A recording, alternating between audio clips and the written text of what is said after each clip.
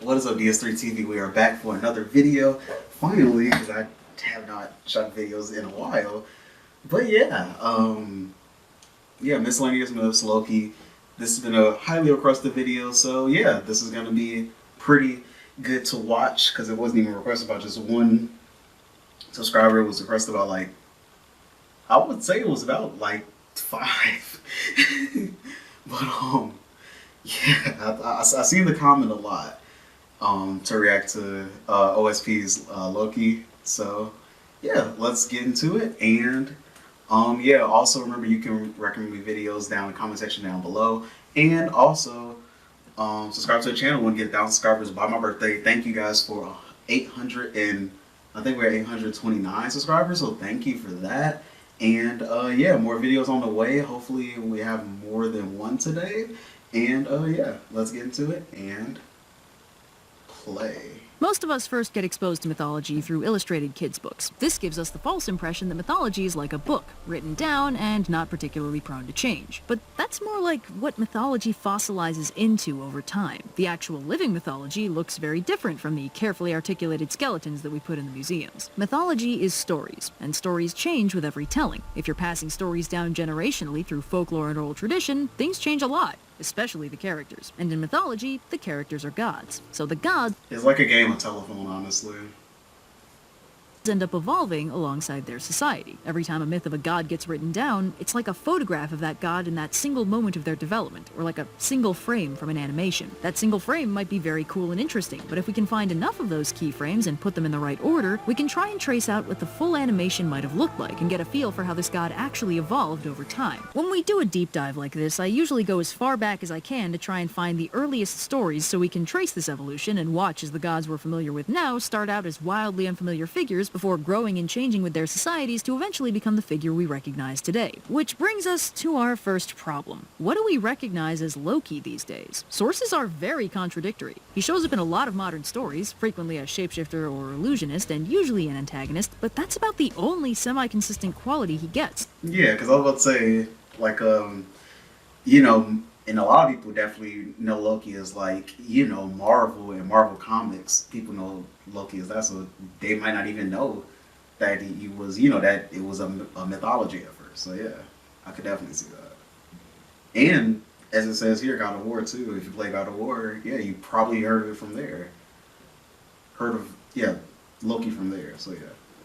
Sometimes he's a Jotun like his father, sometimes he's a rebellious kid because Odin is his father, sometimes he's working with Odin, sometimes he's a tragic gothic prince of darkness, sometimes he's a sniveling coward, sometimes he's a full-on good guy with a tricksy streak, sometimes he's just a sassy little kid, sometimes he's literally Satan, and sometimes he's confidently described as a fire deity, even though he probably isn't, my bad. So while previous deep dives have had an easy starting point because we have a clear image of where the deity in question ends up, Loki's wildly inconsistent modern portrayal complicates the issue. We can still look back to where he started, but we don't have a clear image of what he's going to become, which is just like him, honestly. He could stand to be a little more considerate about these things, but looking back to where he started isn't as easy as I made it sound. The other main complication here comes to us courtesy of Christianity, and the stubborn refusal of the Norse to actually use their existing writing system to write their mythology down before the monks showed up. Our pre-Christian sources are sparse to non-existent, and Christianity has this frustrating habit of retconning other people's religions out of existence. Yeah, because they feel like that they're not as good as theirs, which is very disappointing.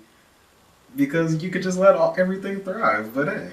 So inconsiderate. Won't someone think of the scholars? So instead of diving into the earliest mythology, because we don't have any from that far back, nobody tell Blue, but we're gonna try starting with the real history about as far back as we can go. The end of the Ice Age, when the glacial ice pack finally receded from Scandinavia and the region entered the Nordic Stone Age. This period of history is pretty solidly in the Fog of Ages zone, where basically all we know about the people who lived there is how they preferred to nap their flint. A series of Stone Age societies cycled in and out of this region from 12,000 BCE till around 2800 BCE, when the Indo-European battle-axe culture broke onto the scene and hung out with the coastal pitted ware culture for 1,000 years or so until 1700 BCE, when the societies fused together and entered the Nordic Bronze Age. This new culture practiced agriculture and domesticated animals, maintained trade with our friends over in Mycenae and Greece, had a ton of wealth by the standards of the era, and were really into boats. Between all the rock carvings of ships and their boat-shaped burial monuments, we can already see how these proto-Norsemen were on track to becoming the seafaring Vikings we know and love. Now, they didn't seem to have a writing system at this point, so all the theories about their mythology are pretty fragmentary and not very well outsourced, but we know from their art that they cared about three things: animals, boats, and the sun. They seem to have made a mythological connection between the movement of the sun and the movement of animals, and specifically they decided the sun was being pulled by a horse like a chariot. This is noteworthy because it actually survived into Norse mythology in the characters of Skinfaxi and Hrimfaxi, the horses that pull the chariots of the sun and moon. But that's how you can. But that's how I guess that myth that a myth can stand the test of time when it actually did make it into that mythology after thousands of years of it just being told. So that was like the same, kind of concept, which is kind of cool.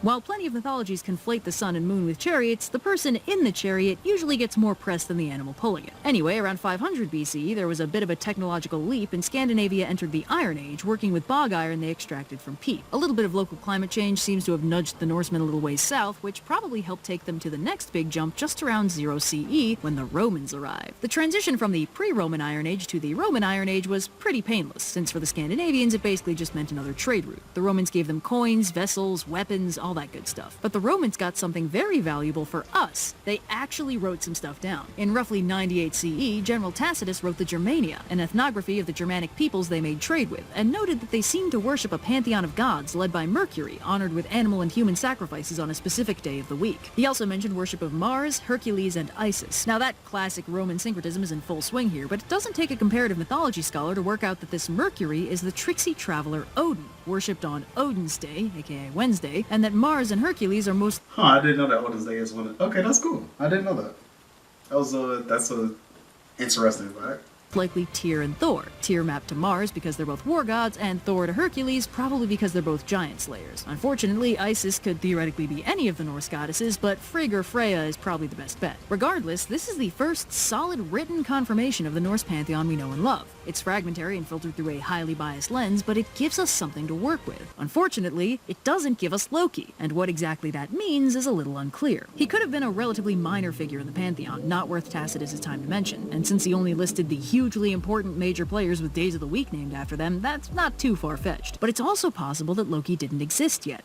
And that's weird. This is also around when the Norse writing system first appears. Futhark runes first get used around 150 CE, theoretically derived from an old Italic script, though it's not 100% clear how they got from the Italian peninsula all the way up to Scandinavia. Mythologically, Odin receives the forbidden knowledge of magic runes by ritualistically sacrificing himself to himself on Yggdrasil the World Tree and getting a sweet power-up, which I guess is as good an explanation as any. Step up your game, Duolingo. Anyway, that trade situation continues till around 400 CE when the Roman Empire accidentally plugs a power bar into itself and collapses into the ocean, and the Scandinavians basically don't notice. But they sure notice what happens next, as the 700 CE is when the monks show up. Christian missionaries roll up to Scandinavia, and the Norse hate it so much that apparently it kicks off the Viking Age in retaliation, officially beginning in 793 when Vikings ransack and burn Lindisfarne Abbey, taking all their shinies, killing and enslaving the monks, and firmly establishing their reputation as terrifying for the next 1,000 years. The Viking Age continued for around 3 centuries, but while the Vikings were out Viking, the Christianization of Scandinavia continued behind them, and by 1100 the area was almost fully Christianized. And then,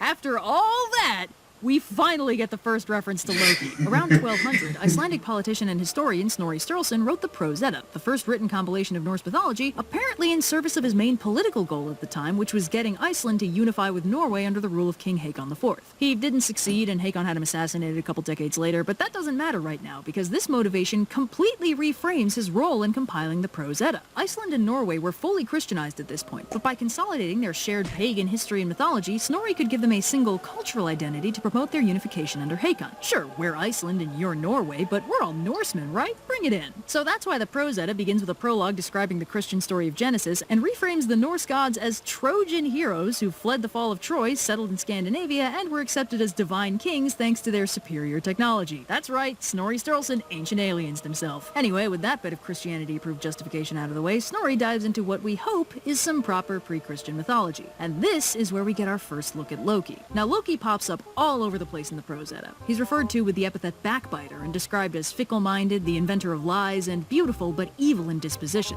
So basically, classic femme fatale. He's summed up in one sentence as regularly causing problems for the Aesir, but just as regularly helping them out with his clever tricks and schemes. Basically the token, chaotic, neutral teammate who causes problems for shits and giggles, but then cleans up his mess when he has to. He has 3 children with a giantess in Jotunheim, and he keeps them a secret from the Aesir. But they find out eventually, and unfortunately for Loki, there's a prophecy going on. These children are destined to cause some serious problems for the Aesir when Ragnarok rolls around, so Odin deals with them. Loki's daughter, Hel, is cast into Niflheim, and while she becomes the super powerful queen of the dead, it's pretty clear she can't really leave.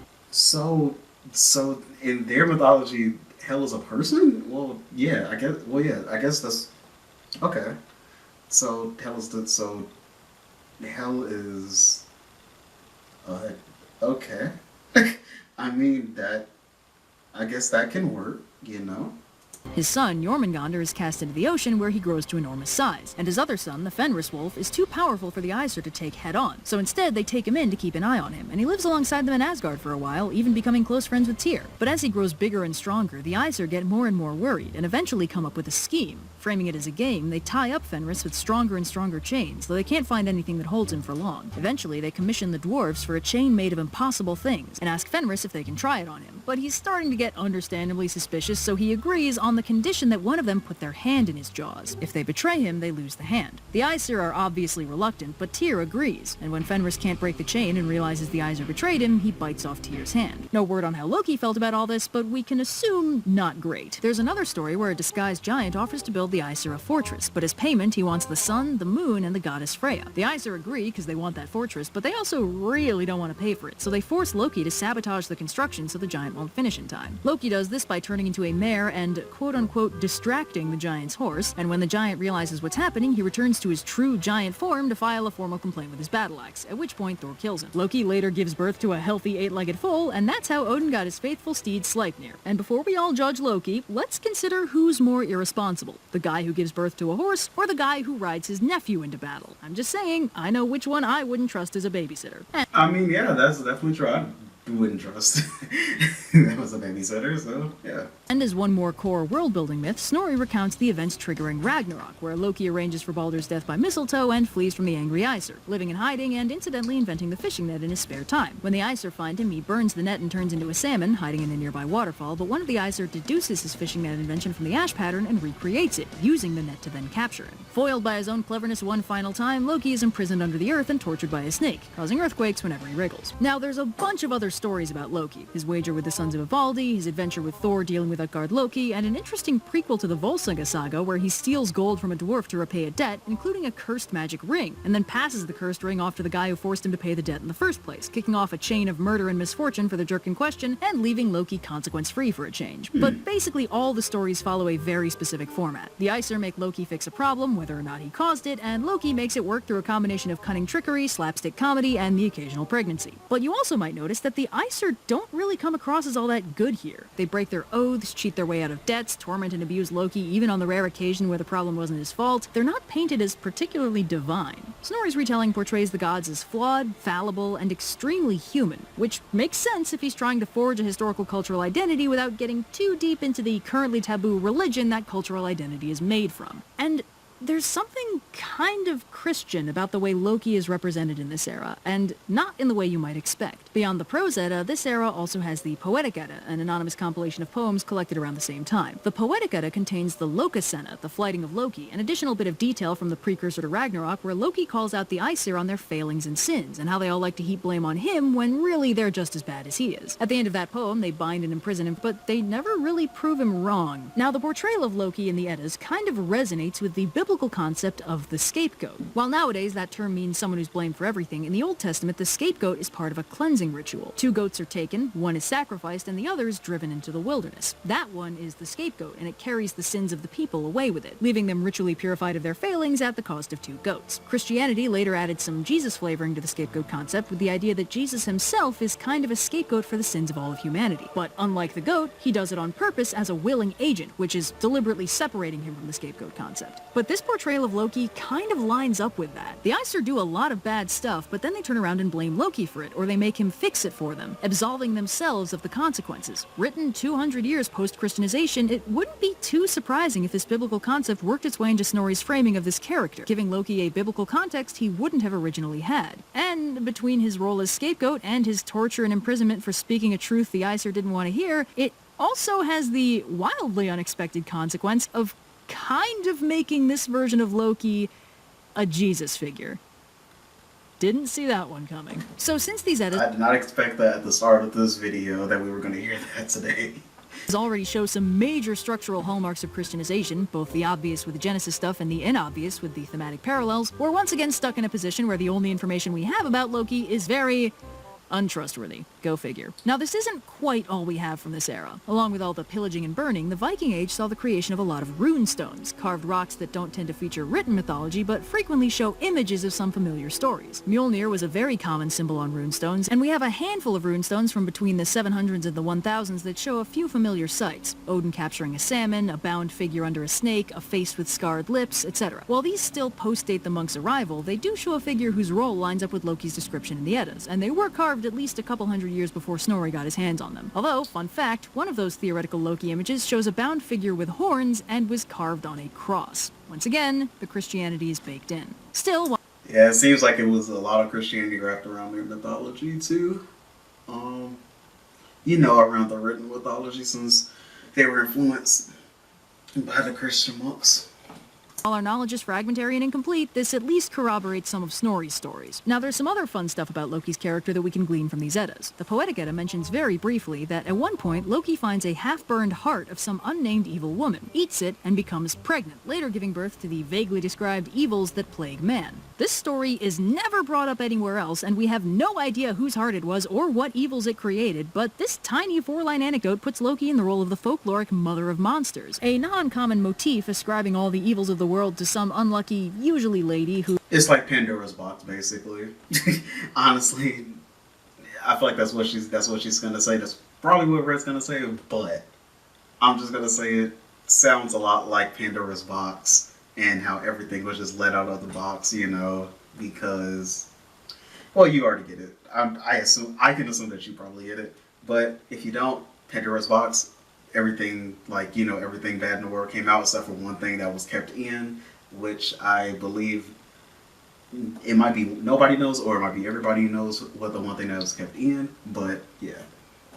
Who initially gave birth to them or set them free. Gaia, Pandora, Echidna, Tiamat, Lilith. It's a theme that shows up sporadically all over the place. And speaking of themes, Loki has one more unexpected role. There's a very common Indo-European narrative of a prophecy, where someone, usually a king, learns a prophecy of their future doom at the hands of a child, usually a direct descendant or other close relative. The doomee responds poorly and imprisons the child, or their parent if the child isn't born yet, which inadvertently causes the child to later play out the exact role the prophecy foretold. It happens with Oedipus, it happens with Balor and Lu, it happens with Perseus, it even happens with Krishna, and it happens with Odin, Loki, and Loki's kids. Since we tend to think of Loki as the bad guy, or at least the one to blame when things go wrong, it's easy to miss this, but Odin slots perfectly into the role of antagonist in that quintessential Proto-Indo-European prophecy structure. He hears the prophecy of Ragnarok, and in trying to forestall it, he inadvertently gives Loki's children the exact powers and motives they need to fulfill that prophecy. Hel had no power over the dead until she was exiled to their realm, and when Loki marches in Ragnarok, he brings her army of the dead with him. Jormungandr wasn't the world serpent until he was cast into the ocean, making him large enough to eventually kill Thor. And Fenriswolf was perfectly happy to live among the Aesir in peace with his best buddy Tyr until they betrayed him. And when he breaks those unbreakable chains, he kills Odin himself. And where does Loki fit in all this? Well, he's in good company with characters like Danae, Devaki, and Aethne, the unfortunate mothers to the prophecy children who are imprisoned, tormented, and otherwise live quite unhappy lives until their children reappear to fulfill the prophecy and kill their tormentor. Which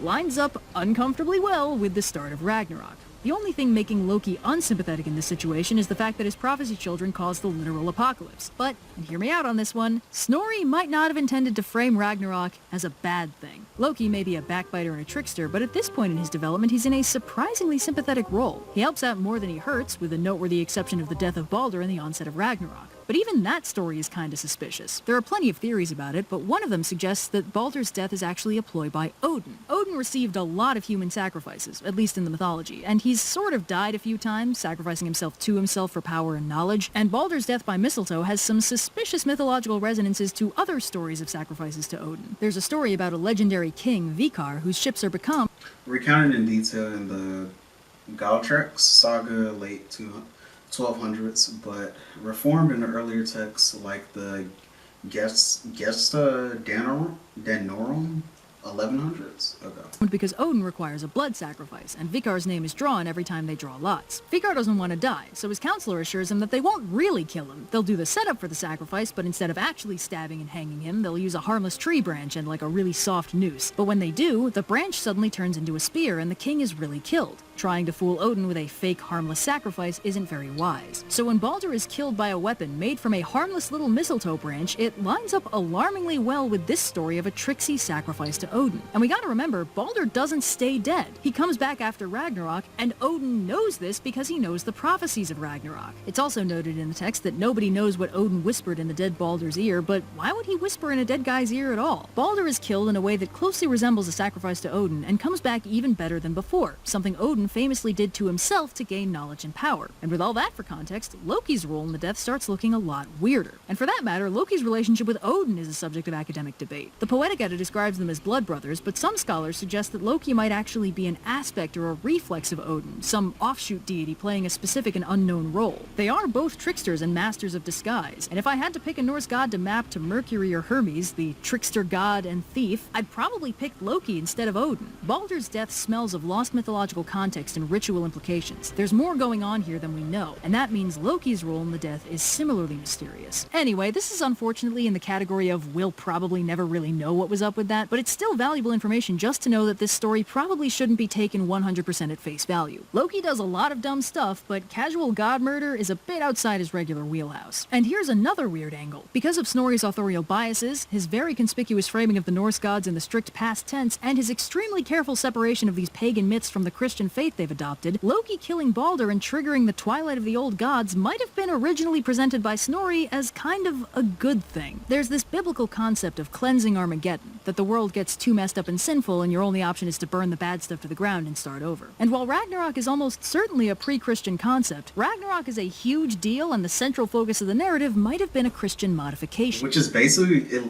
it sounds like the same thing, it's just that it has more war, honestly. Like, it's all about the war. That's literally how I see it.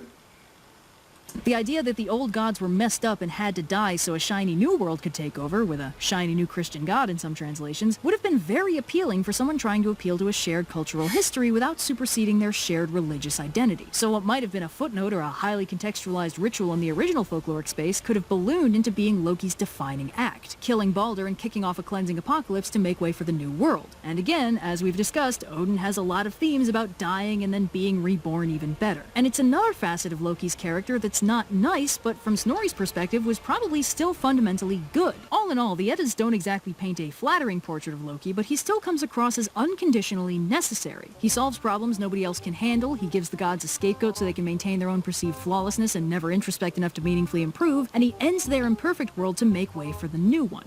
All good things from the perspective of someone living in that new world. So that's potentially Snorri's angle, though it's impossible to know for sure. But he's not the only Christian historian with an opinion on Loki. And amusingly, while the Eddas seem to frame him as a necessary nuisance, some of its later translators apparently missed the mark on that one, and interpreted Loki's role as trickster, deceiver, and father of lies as making him a Satan parallel, something Snorri himself never did. For instance, back in 1880, hilariously named Norwegian philologist Sophus Bugg theorized that all the stories in the Eddas were actually Christian, with basically no pre-existing mythological basis, and Loki was just literally Satan. And while that theory was soundly rejected by basically everyone, Loki as Satan wasn't so easily scrapped. It's not the most baseless analog. He's the token malevolent divinity, the god who betrays the other gods. He's not that hard to parallel with a fallen angel or a Judas figure, except these interpretations hinge on his role in the death of Balder as the ultimate unforgivable betrayal, and completely ignore every other story about him. Some of these translations add prologues that refer to Loki as a vile serpent, which is totally made up. His only major epithets in the Edda are backbiter and Laufey's son, and he is never a snake. He and snakes don't really get along. If Snorri wanted to make Loki a Satan figure, he would have made him a Satan figure. But because Snorri put focus on Ragnarok for his own reasons, later analysts also focused on Ragnarok. And without the context Snorri had of cleansing the old world to make way for the one we live in now, it looks like a very bad thing, a tragedy. And it looks like it's all Loki's fault. With this perspective shift tipping Loki from necessary nuisance into fully antagonistic, Loki's complex and surprisingly sympathetic framing from the Eddas gives way to a much more basic one. Cartoon Lucifer. He's still a liar and a trickster, but his role as problem solver withers away, and gets replaced with some more satanic implications of being a manipulator manipulator and an evil tempter, which is hilarious because mythological Loki literally can't manipulate his way out of a box. But with Loki placed in explicit opposition to the Aesir, another possibility opens up, because the Aesir still don't come across as all that heroic. Violent, oath-breaking, perpetually drunk, it doesn't take much work to frame them as structurally problematic, especially if you add the subtextual implication that, on top of all their other flaws, they'd have to be idiots to keep someone like Loki around. But if the Aesir are bad, then Loki, their opposition, has the opportunity to be good. Loki makes an easy rebel against the system since he's basically just an agent of chaos, and with a little tweaking, he's not hard to rework into a misunderstood rebel anti-hero. Even post-Satanization, Loki still kinda walks the line between sympathetic and unsympathetic. Loki's character is fundamentally transgressive.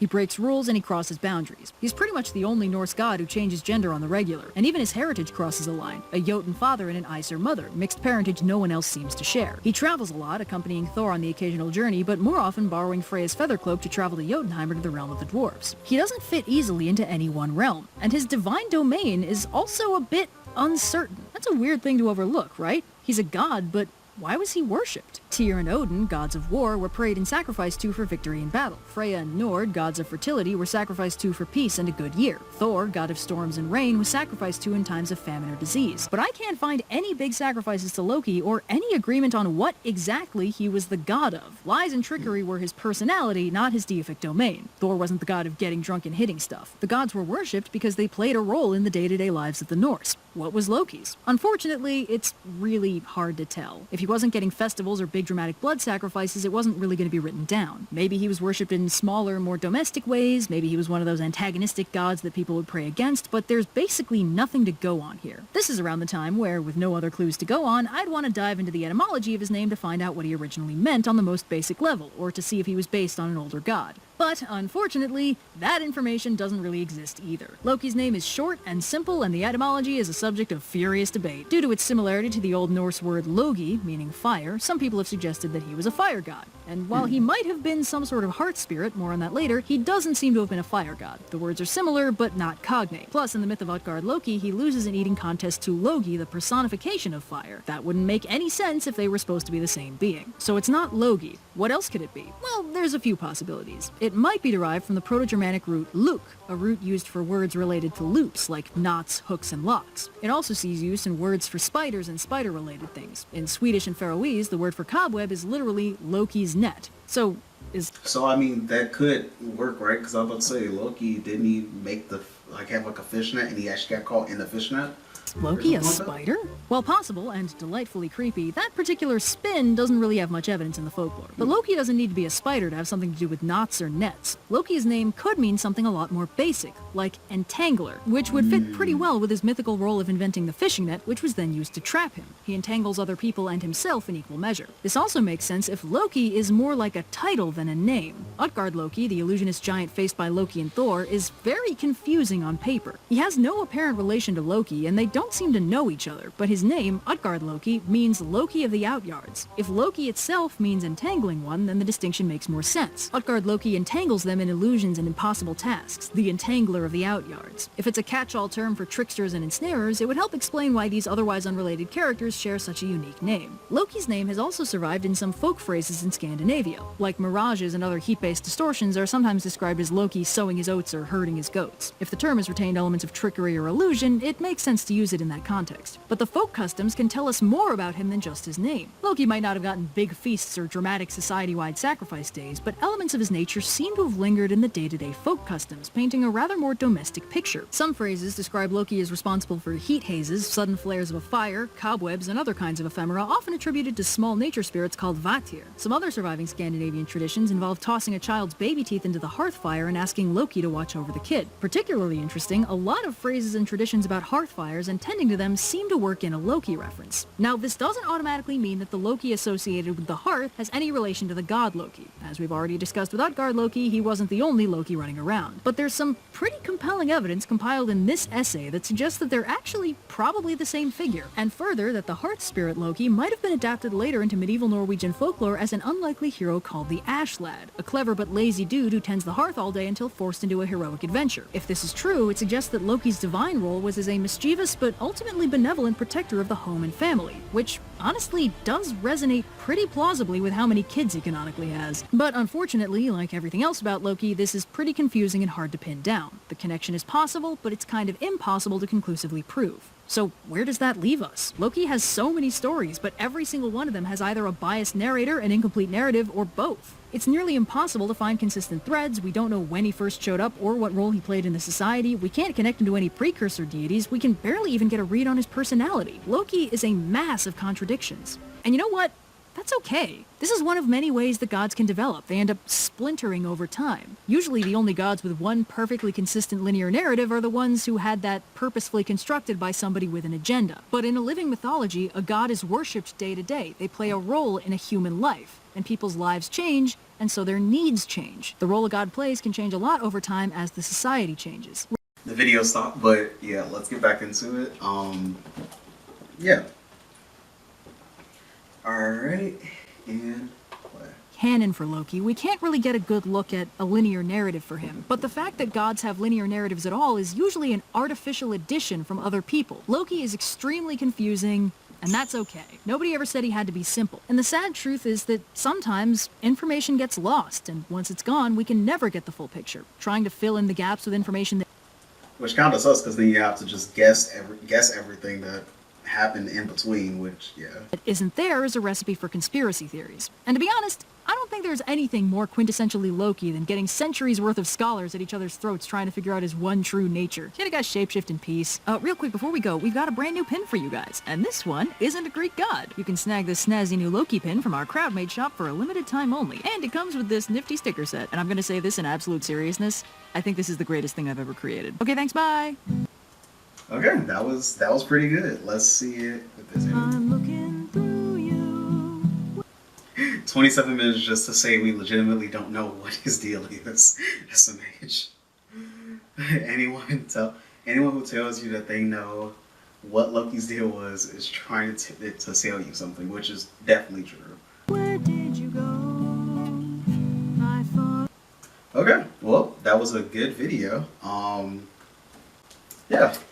So talk to you guys in the next video, and subscribe to the channel. I want to get 1,000 subscribers by my birthday, and thank you guys for 829 subscribers. And yeah, talk to you guys in the next video, and peace.